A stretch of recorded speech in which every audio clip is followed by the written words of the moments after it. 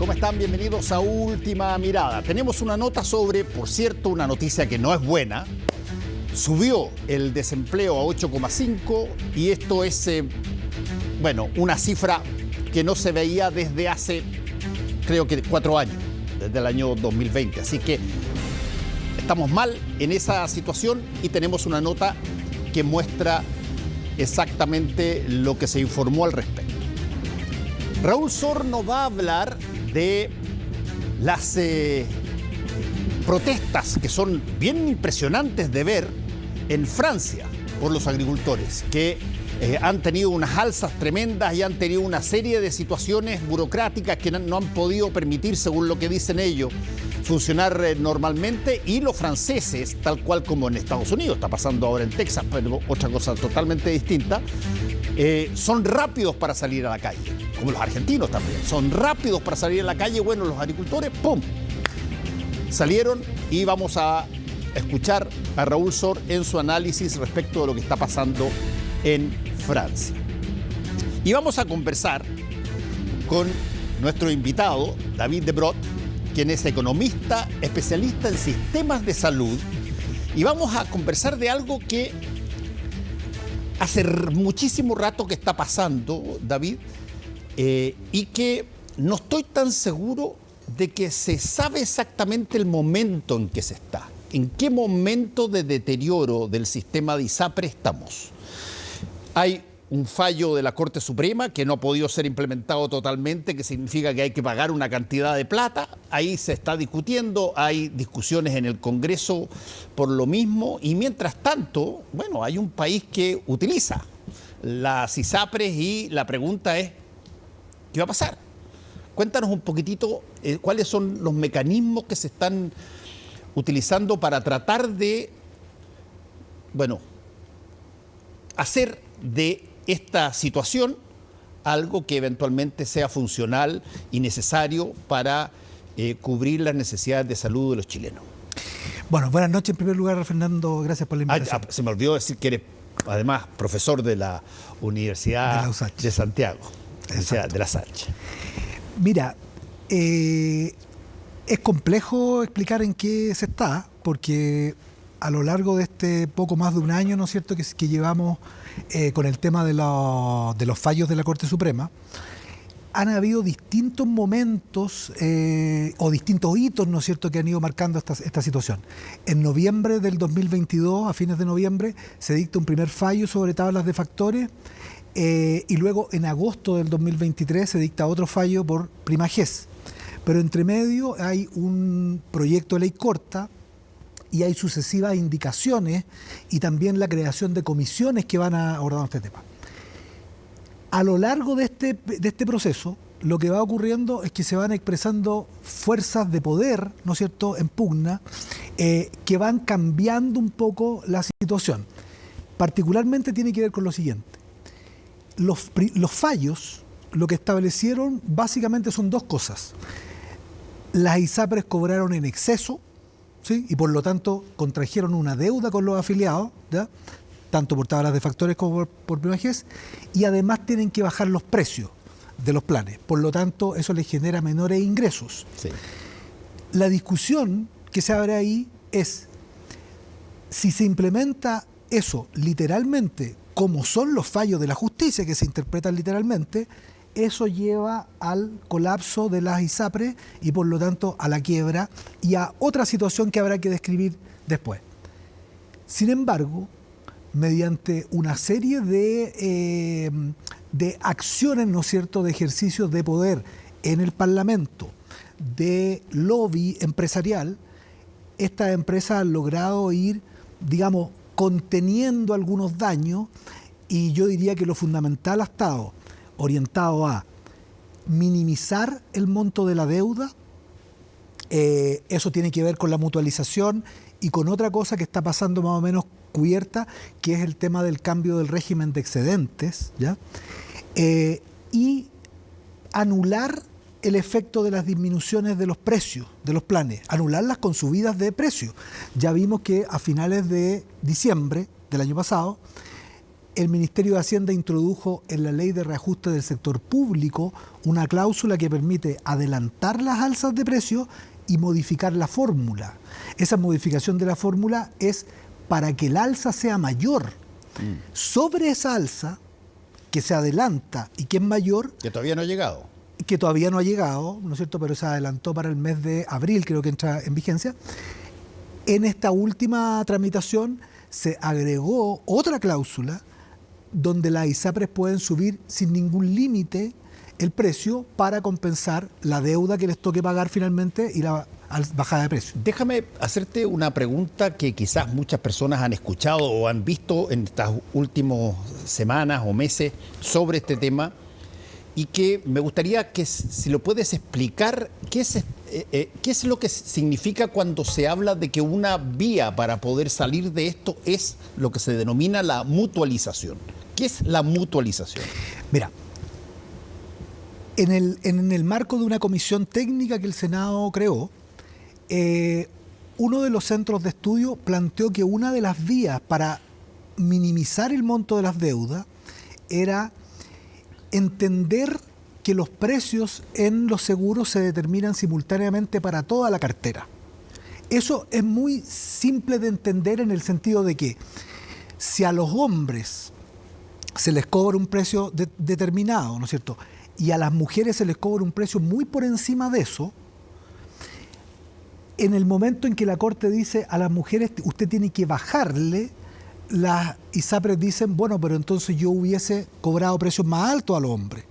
Entonces, eso que tiene un razonamiento lógico, ¿sí?, no es aplicable, a mi juicio. Yo soy de la idea de que eso no puede pasar un análisis de constitucionalidad, porque eso que tiene razonamiento lógico no ocurrió en la realidad. Es como si yo te dijera lo siguiente, en un ámbito completamente distinto de los seguros. En el caso de los supermercados o un supermercado cobró en exceso en la línea de lácteos y le obligan a devolverlo, y eso le genera una pérdida del equilibrio financiero. Eso no puede ser compensado por una supuesta mayor precio que le hubiese cobrado en la línea de electrodomésticos. Eso no tiene ningún asidero en la realidad. Lo que hay son contratos individuales entre una ISAPRE determinada y un afiliado. Si a esa persona le cobraron 200.000 pesos de más, a esa persona le tienen que devolver 200.000. No le pueden devolver ecualizado por lo que hubiese ocurrido con el resto de la cartera en una situación que no ocurrió durante un periodo de 3 años. Entonces, básicamente, ese es el concepto de mutualización, de que los precios se determinan simultáneamente en las carteras, y eso es lo que hace que exista un equilibrio global a nivel del seguro. Déjame hacerte una pregunta que quizás muchas personas que nos están viendo pueden preguntarse así, quizás como la pregunta básica. ¿Por qué las ISAPRES, que reciben plata en porcentaje de los sueldos de los chilenos, por qué podrían estar en una situación tan penca, tan mala, que eventualmente, si es que pagan lo que deben, podrían quebrar? Cuando uno piensa siempre, oye, si es que a mí me sacan de mi sueldo un porcentaje para que vaya a la ISAPRE, o sea, la ISAPRE tiene un ingreso previo antes de que yo siquiera me enferme enorme. ¿Por qué pasa este tipo de cosas? ¿Es por el mercado de la salud privada o por qué? A ver, no es una explicación simple porque son muchos factores los que se conjugan.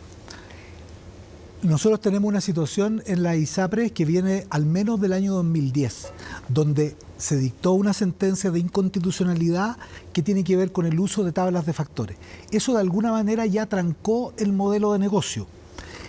Segundo, hay permanentes masas de afiliados que recurren a la justicia para que no les suban los precios por sobre la inflación, porque los precios están denominados en UF, pero sobre eso las ISAPRES suben todos los años. Cada vez más gente recurre a la Corte para que no le suban el precio del plan. Además, tuvimos los años de la pandemia, donde se instruyó, como en múltiples industrias, no solamente a esta industria, se les instruyó que no podían hacer alzas, ¿no es cierto?, y que tenían que mantener las coberturas. Y luego vienen estos fallos de la Corte, que a propósito de cobros en exceso, porque ese es el problema fundamental, cobraron en exceso por tablas de factores y hicieron un alza de la prima GES que la Corte la considera abusiva y le instruye dejarla sin efecto. Entonces, el conjunto de cosas que hace que haya una deuda y que además haya una disminución de los ingresos operacionales, se monta, y eso es importante entenderlo, se monta sobre una situación que ya venía muy compleja de parte de la ISAPRE, porque desde septiembre del 2021 ya mostraban, yo diría, por lo menos unas 3 o 4 de ellas, problemas de liquidez serios, que no les permitían constituir las garantías. Y eso ha seguido durante todo este periodo. Entonces, son múltiples efectos, no es una sola cosa. Yo te hacía la pregunta porque mucha gente puede pensar, oye, las ISAPRES por definición debieran ser de esas empresas que, como las AFP, que al estar recibiendo obligatoriamente plata de sus afiliados, es como la televisión por cable. ¿Cuál es la diferencia entre la televisión por cable y la televisión abierta? La televisión por cable tiene un pago previo, claro, para que tú lo puedas recibir, y por lo tanto la televisión por cable sabe más o menos si le va bien o no le va tan bien de acuerdo a los ingresos primeros que tiene, además de la publicidad. Sin embargo, la televisión abierta solamente depende de la publicidad, no tiene a los afiliados pagando, claro, por lo que está viendo. En el caso de las ISAPRES, como están obligados los afiliados a pagar, la pregunta es, a pagar sin estar enfermo, sino que para mantener esa condición de afiliado, la pregunta es, ¿por qué pueden perder tanto? Mira, lo que pasa es que la explicación es más general. La peor mezcla que hay en el mundo de los sistemas de salud es la mezcla entre los seguros privados, el cambio tecnológico y la provisión con mala regulación. ¿Qué es lo que pasa? Cuando tú tienes, por ejemplo, una ISAPRE que está integrada con clínicas, y la regulación permite que tú transfieras toda el alza de costos de las prestaciones al seguro, el seguro lo que hace es que se lo transfiere a los afiliados todos los años. Y por lo tanto va generando una espiral de costos. Claro, mientras está desregulado, funciona. Eso es lo más curioso. Mientras la desregulación existe, eso va a funcionar porque a las personas se les van a alzar los precios. Hasta un cierto punto, por cierto. Cuando yo regulo eso en una parte a nivel del seguro y no regulo en la provisión, eso empieza a estrechar los márgenes del seguro y por lo tanto, si a eso le suman los fallos, le suman otras cosas, pierden. Mira, las ISAPRES, en los años que tienen utilidades, a lo largo de la historia, manejan un margen de entre 2 y 3% del total del fondo. Con 2 o 3% de margen son capaces de generar utilidades de 100.000 millones, 150.000 millones. Pero basta que ese equilibrio se rompa o que estén en equilibrio, ¿no es cierto?, y no tengan ningún margen para que no puedan generar utilidades. La suma del fallo por tablas de factores y prima GES hacía que cayera 22 puntos porcentuales. Entonces, si los márgenes eran 2 o 3 y esto cae 22, el elevar esos ingresos operacionales para llegar a niveles de equilibrio requiere un esfuerzo monumental. Por eso que todas las medidas, desde las propias ISAPRES, desde los lobistas que participan en esta cosa, han ido a disminuir el monto de la deuda, por un lado, y a anular el efecto de las bajas de los precios. Con esos dos elementos se puede controlar esto hasta un cierto punto que yo creo que inevitablemente va a llegar a una transformación de la industria. Dime David, una pregunta. ¿Está tipificado más o menos quién es el promedio de usuario de ISAPRE respecto de todo el resto del país? Sabemos que es un porcentaje mucho más pequeño que la salud pública nacional, pero tienen voz. Esos usuarios hablan con las ISAPRE, tienen forma de decir, oye, a ver, me han subido 2 veces o 3 veces en los últimos 3 años los precios, ¿cómo lo hacemos? Salvo lo que tú dijiste antes, que es llevar esto a un tribunal o a la corte. Pero, ¿cómo funciona el sistema en relación al cliente? En términos comunicacionales. Yo recibo información, qué sé yo, hoy día por mail, qué sé yo, de las situaciones mías, pero yo imagino que hay personas que eventualmente tienen necesidad de usar la ISAPRE y cómo conversan, cómo se tramita la cosa, cómo funciona el sistema. Mira, primero, en términos bien descriptivos, nosotros tenemos un sistema de salud donde las ISAPRES representan entre un 18, un 15, un 18%. Ese porcentaje no es aleatorio, es un porcentaje que está concentrado en los sectores de más alto ingreso, de mayor educación, en los sectores urbanos de ciertas comunas. O sea, está muy concentrado. Y por lo tanto debieran ser los sectores que tienen mayor acceso, ¿no es cierto?, a expresar sus opiniones y establecer una relación un poco más simétrica respecto de estas empresas. Paradojalmente, yo te diría que el canal de comunicación masivo es el reclamo judicial o los reclamos a través de la superintendencia, porque aparte de todas las presentaciones judiciales, ¿no es cierto?, en las cortes, hay un creciente nivel de reclamos en la superintendencia en contra de la ISAPRE, y ahí hay un procedimiento, en fin. Entonces, yo te diría que el canal de comunicación, la verdad es que es muy precario. Las ISAPRES, por cierto, tienen páginas web, ¿no es cierto?, tienen mecanismos de call center, pero la verdad es que para este tipo de problemáticas, la verdad es que no tiene un funcionamiento. Entre otras cosas, quizás por una razón que yo me imagino debe tener peso, que las personas que reclaman judicialmente generalmente reciben un fallo positivo. Absolutamente. En los fallos, yo me acuerdo con las alzas que habían, prácticamente tú presentabas algo y te encontraban la razón. Y desde ese punto de vista, claro, si es que tienes un intermediario que es los tribunales, esa es la comunicación que hasta ahora se ha creado. Pero yo tengo la impresión que tanto a las ISAPRE como a los usuarios de la ISAPRE debiera existir, le interesaría que existiera una comunicación tal cual como opera en montones de otros países donde hay salud con seguro. Sí, yo creo que eso también es parte de la mala regulación que hemos tenido, porque al final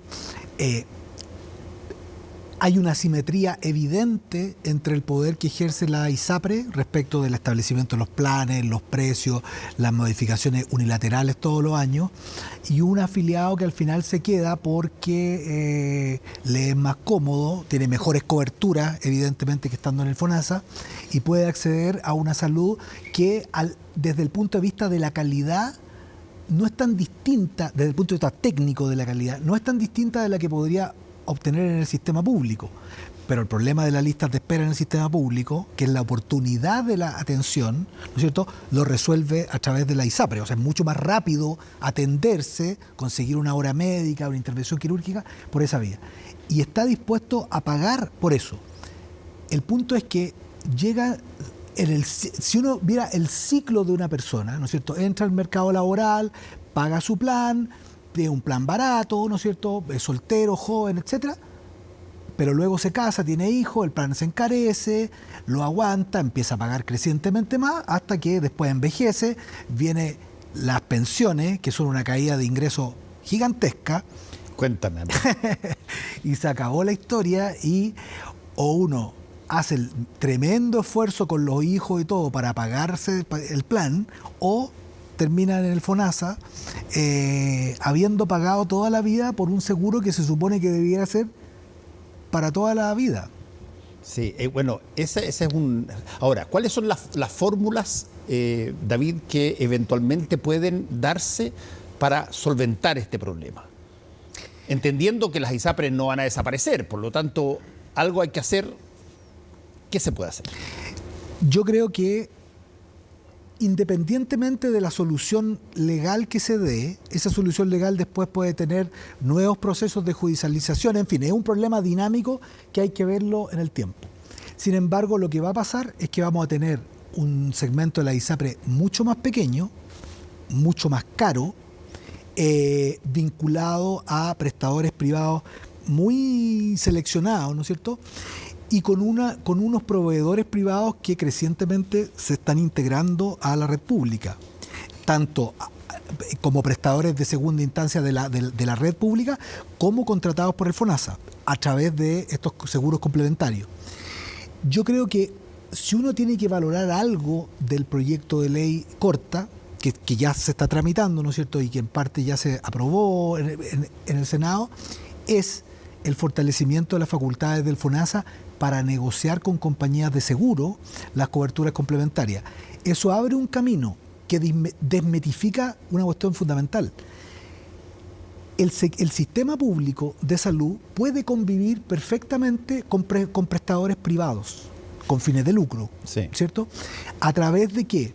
A través de combinar coberturas obligatorias, que son equitativas, son de seguridad social, ¿no es cierto?, con coberturas complementarias que la otorgan seguros privados, ¿no es cierto?, y contratando provisión privada para quien prefiera o tenga acceso. Un poco así es el sistema estadounidense también. Efectivamente, y muchos de los sistemas de los países desarrollados mantienen una provisión privada vinculada con estos seguros complementarios porque obviamente es una salud más cara, pero tienen un gran pilar que es un sistema público que no digamos que es la panacea y que no tiene ninguna falla. Tiene fallas, tiene problemas en todas partes, ¿no es cierto?, pero da una salud más equitativa a la población y eso es un... Última pregunta, David.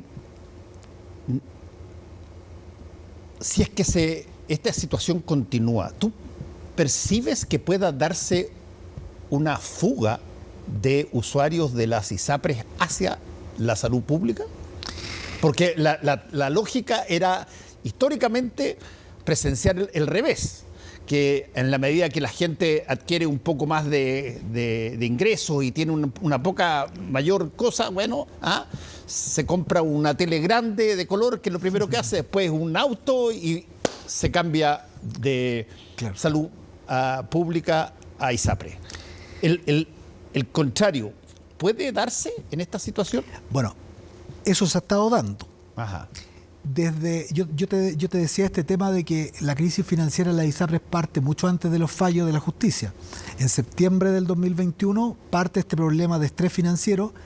En diciembre del 2021 comienza la fuga neta, ¿no es cierto? Porque todos los días hay personas que entran al sistema, personas que salen, personas que se cambian entre la ISAPRES. Pero en términos netos, eso parte en diciembre del 2021 y no ha parado. Hay meses que son peak muy fuertes, por ejemplo, cuando fueron estos fallos, y yo pronosticaría que consolidándose la modalidad de cobertura complementaria del FONASA, que va a permitir equiparar en gran medida la cobertura que las personas tenían en las ISAPRES, eso va a generar una fuga grande. Las ISAPRES, el número que uno tenía hasta hace unos 2 años atrás eran 3.500.000 personas, más o menos eso era el número que manejábamos. Hoy día las ISAPRES tienen menos de 2.700.000 beneficiarios.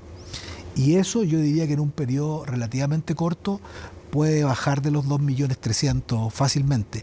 ¿Por qué? Porque las personas primero ven esto de que van a tener que pagarse su propia deuda. Eso ya es una cosa insólita. Que no les van a bajar los precios, sino que se van a mantener, incluso a algunos les va a ser un poco superior el precio que están pagando. Y que por otro lado, FONASA tiene esta posibilidad de contratar seguros complementarios, cosa que antes la gente no la visualizaba y que ahora va a tener grandes beneficios, porque no son coberturas complementarias como las que existen hoy día, sino que negociadas en conjunto por el FONASA, sin preexistencia, sin discriminación por edad y sexo, con tarifas planas, ¿no es cierto?, durante un periodo largo de tiempo, etcétera. Bueno, vamos a ver y probablemente En una de esas estamos conversando de nuevo cuando pasen cosas que tengan que ver con un poco la estructura del sistema. Muchas gracias, David, por estar con nosotros hoy día. Gracias, Fernando. Desempleo. Subió desde creo que el año 2020, que no había pegado una subida tan alta, el índice de desempleo que fue dado a conocer. Tenemos la nota al respecto. Sentía nomás y espera buscar pega. Tú sabes que todo empieza y tiene su final. Es que el trabajo ha bajado bastante, ha estado súper mala la situación económica. Son los testimonios de muchos que han perdido sus empleos, una situación que las cifras reflejan. En 8,5% cerró el desempleo el 2023, el peor fin de año desde el 2020, el que estuvo marcado por la pandemia. Así se completaron 14 aumentos consecutivos en la desocupación interanual. Tiene que ver con que personas que en el peor momento de la pandemia salieron del mercado del trabajo han estado gradualmente retomando, volviendo al mercado del trabajo, y eso genera una presión que hace que la tasa de desocupación haya aumentado. Pero al mismo tiempo vemos un incremento de la cantidad de ocupados y tiene que ver con ese fenómeno. Es que el alza de la fuerza de trabajo marcó 3,6%, cifra mayor a la presentada por las personas ocupadas, que alcanzó el 2,9%. ¿Qué significa este dato? Que existe una mayor cantidad de gente buscando trabajo que empleos disponibles. Seguimos viendo un mercado laboral debilitado, ¿cierto? Donde los ritmos de creación de empleo no alcanzan a absorber a todas las personas que se incorporan al mercado laboral. Hoy día vemos una generación de puestos de trabajo en Chile donde el empleo asalariado formal en el sector privado queda relegado a un tercer lugar. Nunca había visto una baja así tan como ahora, tan mala la situación, no. Trabajo informal, o sea, seguir trabajando con él en lo que hacemos, pero sin contrato nomás. Construcción. No, sí, se culminó la obra. La tasa de ocupación informal preocupa, ya que no para de crecer. Esta se ubicó en el 27,5% en un año. Mientras que la construcción marcó el principal descenso, con 6,8% en la generación de empleos. El sector vive momentos difíciles. Venimos registrando una tendencia a la baja de puestos de trabajo en la industria, influidos por múltiples factores: estallido social, efecto de la pandemia, alza materiales de la construcción. Creemos tan necesario y urgente avanzar en el recién ingresado proyecto de permisos sectoriales que permita resolver los nudos críticos. Pero en todos los sectores, si se tuviera el mismo nivel de ocupación que en 2019, deberían sumarse 321.000 personas al mercado laboral. En desglose, donde más se crearon empleos fue la actividad de salud, administración pública y el comercio. De este último, no todos los locatarios pueden dar fe del incremento. Hay mucha gente, de hecho, que lo ha dicho, y acá han llegado personas que nos dejan su currículum por si acaso lograsen encontrar, pero está muy complicado eso. Ahí ha estado en los últimos 3 meses bastante bien, digamos regular. La venta no alcanza para todo empleo. Esa es la verdad. Dentro de las buenas noticias es que el empleo femenino llegó a los niveles prepandemia, a pesar de que la tasa de desocupación en mujeres se situó en 8,8%. Así el escenario no sería tan pesimista. Arrastramos los efectos del ajuste que sufrió la economía. Como sabemos, el mercado del trabajo reacciona con un cierto rezago a la actividad económica, pero creo que empezamos a ver indicadores que van en una dirección positiva también en el mercado del trabajo. Positiva lectura de los datos, ya que si bien la cifra de desempleo sigue siendo la más alta en 12 meses, es menor que la registrada en el trimestre anterior. Con la inflación contenida que cerró el 2023 en 3,9% y progresivos recortes de la tasa de interés, expertos creen que el gran reto para 2024 será volver a crecer. Vemos una mejora en la oferta laboral respecto a diciembre, teniendo un enero con 14% más de oferta laboral que en el diciembre recién pasado. 2024 sí será un mejor año en términos de empleo. Van a mejorar las cifras de empleo y también es probable que veamos menores cifras de desempleo. De hecho, si es que crecemos a un 1,75%, que es la mediana del crecimiento anual proyectado por el Banco Central, es probable que terminemos 2024 con una tasa de desocupación en torno al 8%. Es lo que se espera para este año, y cortar el alza del desempleo que el 2023 no dio tregua y continúa impactando a la informalidad, pero podría comenzar a cambiar. Hacemos una pequeña pausa y volvemos con el análisis internacional de Raúl Sor y las protestas en Francia. De nuevo.